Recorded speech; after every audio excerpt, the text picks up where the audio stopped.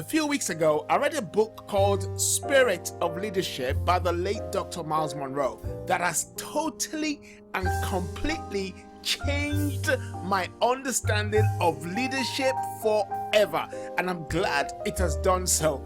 This 300-page book, once I started reading it, I found that I just couldn't put it down. I had to read it all, and I read it all, and I'm so grateful to Dr. Myles Munroe for penning this book together.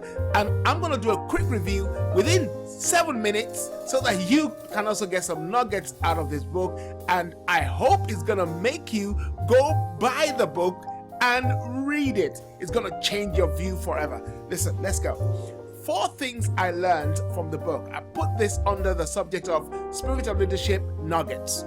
The first thing I learned was that the Greek philosophy has shaped our understanding of leadership. It's from the Greeks that we understand that leadership is something you are naturally endowed with. Some people have it, some people don't. Some people are good leaders, some people are bad leaders. Some people have the gifts from God or from the gods, and some just don't. Some people are born to be slaves, while some people are born to be leaders. Some are strong leaders, some are not strong. Come on, Dr. Myles Munroe really debunked this myth. What he said, and I believe it is true, that all of us have been endowed with the leadership spirit. When God made you, when the Creator made you, He gave you and me the ability, every man, the ability to actually lead, to dominate. And to dominate means to dominate your environment, to dominate circumstances. Whilst you're on this earth, you have leadership spirit. Oh my goodness, that just really blessed me. Every single person has leadership spirit. Dr. Myles Munroe also answered the question, if everybody has leadership spirit, who is supposed to be the followers? I'm going to talk about that in a moment. Then he went on and talked about the spirit of leadership. Leadership spirit, as I said earlier, is the gift that God has given you, that you are endowed with. That is, everybody has it. No matter what your color, race, or whatever it is, you already have the ability within you to lead. Now, the spirit of leadership is the attitude that accompanies or that is going to cause the leadership spirit in you to manifest. So even though you have leadership spirit, it's not going to come out until you develop the attitude that's going to enhance that gift you already have in you to come out. So the spirit of leadership is the attitude required to manifest the leadership spirit we all already have. I mean, come on. Just to know that you are already endowed with the ability to lead is just great. And the second thing, of course, is that you just need to cultivate the attitude that's going to make you into a leader. All of us can be leaders. There's nothing like some are born, some are not born, as the Greek philosophy tells us.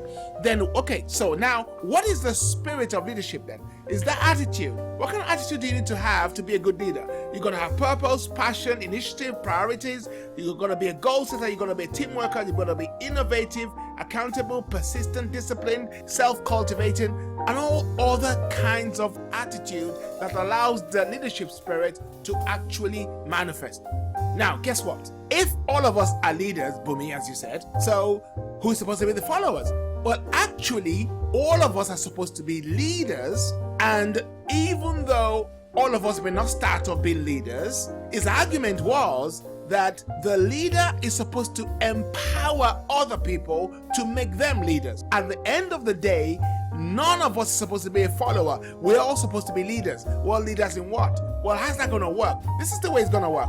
We are supposed to be leaders in our areas of callings. So somebody can be a leader in carpentry. Somebody can be a leader in software design. Somebody can be a leader in engineering. Now, we now serve other people with our gifts.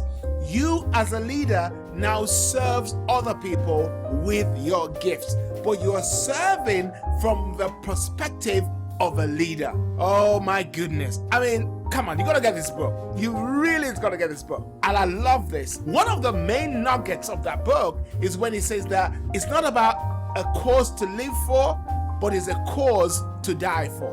If you're not willing to die for what you believe, or for where you are going, or for your purpose, your passion, your vision, then you're not living. You're simply just existing. And every leader has to have a cause to die for. Oh my goodness. I really enjoyed the book. I really think it's such a fantastic book. So far, it's my #1 book on leadership. All right. If you like this video, then like it. If you like it, subscribe to it. If you like it, share it, comment about it, feedback to me. My email is boomy@startyourownbusinessacademy.com. Telephone number is 07932394620. I think I've run out of time. See you later. Thank you.